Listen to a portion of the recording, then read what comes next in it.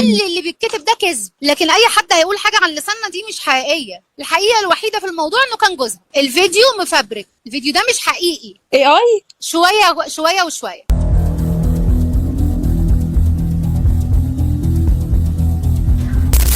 حلقة نارية جدا. زواج المطربة رحمة محسن السري من رجل الأعمال، وقصة تسريب الفيديو والصور.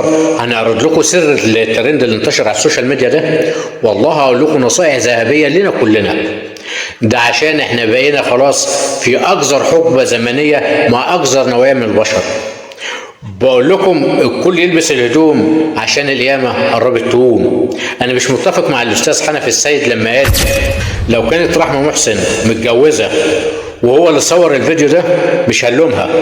هوضح لكم رأيه كان إيه، ولو كملت يا صاحب الفيديو للآخر هديك هدية ذهبية للفيديو المسرب ده. هو مقطع صغير خالص بس جبار. لايكك الجميل، ولو مشتركتش في القناة اشترك وفعل زر الجرس ليصلك كل جديد. تابعني بعد الانترو.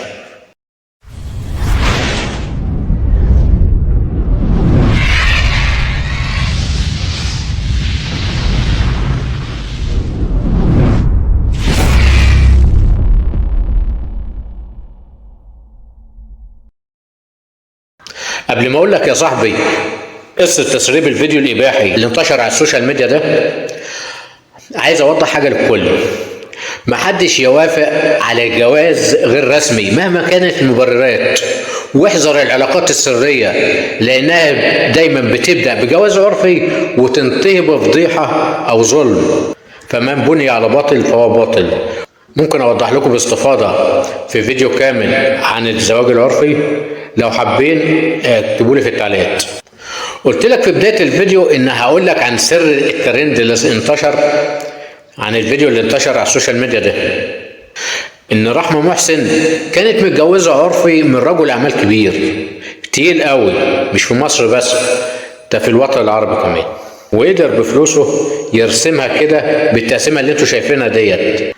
دي مش تقسيمه رجيم او عمليه تجميل، دي اكيد من طبيب مشهور جدا واخد فلوس كتيره.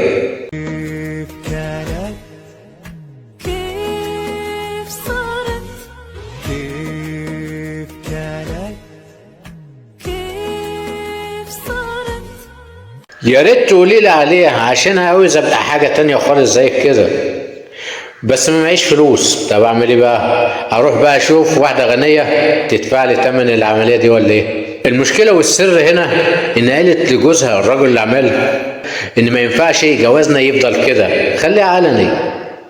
انا بقيت مشهوره وهتشير كمان وكمان. اهو شهرك اهو، هتاخدي ايه من واحد ديوس؟ مش قلتلك البدايه كانت غلط اصلا؟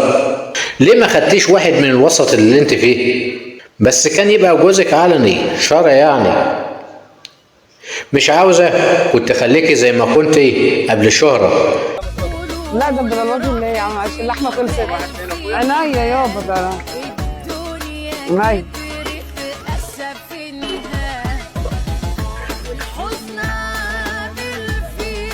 بالهنا والشفا على قلبك انت واخوك. بكره تعالى كل فراخ مشويه بقى، بس تعالى بدري شويه. تعالى كل. شفتوا؟ مش كانت يبقى احسن بدل الشهره المزيفه ديت؟ طب ظهرت في مسلسل فادي البطل وغنيتي واتشهرت بعد كده مطربه في المسلسل، لممثله ومغنيه في المسلسل الجديد اللي هيتذاع في رمضان 2026 اللي هو علي كلاي بتاع احمد العوضي وعصام السقا وغيرهم. ده الفيلم في قنوات عارضه في 70 ان هي تاخده ب70 مليون. وبعد مسلسل فهد البطل بقت تروح الافراح والحفلات الليليه اللي كان ب100,000 وصل ل600,000. وشوف كمان بقى بعد المسلسل اللي جاي في رمضان 2026 بتاع علي كلاي هتروح الحفلات الليليه والافراح بكام؟ بصيت للشهرة والفلوس وما فكرتش لحظة واحدة في رجل الأعمال ده اللي هو الديوس ده اللي هو عمل لك النحت ده. انت متوقع ان هو يتجوزك علني وهو رجل أعمال مشهور متجوز ومعاه عيال؟ هو حاسس ان معلش ان انت مش هتضيفي ليه شيء بل هو شايف اللي هو هتجيبي له مشاكل في وضعه ده. كنت عايز اجبريه اللي هو يتجوزك علني، عاند وفضحك اهو. ودي الكلمه اللي قالها الصحفي هاني عزب. ظهورها كان سريع وذهابها للمؤخره كان اسرع. قالت كمان للمطربه رحمه محسن السر كله في الساعه، والساعه دي نفسها كانت لابساها في الفيديو الاباحي مع الرجل اللي عمل ده. كانت لابسه نفس الساعه، كلها ألاعيب شيطانيه. ما فكرتيش حتى في كاميرات المراقبه اللي هو كان حاططها لك؟ كلها ألاعيب شيطانيه، وانت دخلت اللعبه من الاول. ما تقوليش بقى اي مبرر، انت غلطتي. والاستاذ حنفي السيد قال ايه بقى؟ قال لو قلتي ان انا كنت متجوزه وهو صور الفيديو ده مش هلومك عليه.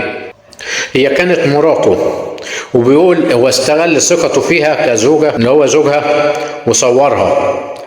اولا هحتفظ بيها للذكرى وبتحبه وبتثق فيه. هو بيقول ما نقدرش نلومها. هو دي صحيح؟ قولوا لي، شاركوني في التعليقات. دي كان رأي الاستاذ حنفي السيد. انا بقول لها ايه بقى؟ انا بقول لها انت اتصورتي وانت عارفه اللي انت اتصورتي، واختك طاهره وضحت الكلام ده اهو. انا عايز اعرف ايه الميزه انك تتصوري في الوضع ده. حد يقول لي والله الحته دي لنا كلنا ونعلمها لعيالنا كلنا، ان ما ينفعش تتصوري مع جوزك في العلاقه الحميمه. حتى لو قلت لي انت جوزي وشغال بره، والله العظيم ما ينفع خالص في زمن الفتن اللي احنا فيها دي. لو هترضى بكده استحملي نار العواقب اللي هتجيلك قدام، ولو ما جاتش هتتحاسب على يوم الدين. العملية والله ما سهلة جدا خالص. احنا بعدنا كتير عن القيم الدينية والأخلاقية. عملية التدمير جاية علينا وبصاروخ كمان. وبقول للآباء كمان ما تخلوش ولادكم يتصوروا أو يصوروا. دي معاهم قنبلة موقوتة، الموبايلات دي. عاوزين الهدية اللي قلت لكم عليها في أول الفيديو؟ الهدية اهي. اتقوا الله في شبابنا، اتقوا الله في شبابنا اللي بتضيع. يا ريت الرقابة تزيد شوية من الكل على الكل. انتظرونا في فيديو قادم هنوضح لكم أكتر. ولو فدتك ولو بحاجة بسيطة اشترك في القناة وفعل زر الجرس ليصلك كل جديد. والسلام عليكم ورحمة الله وبركاته.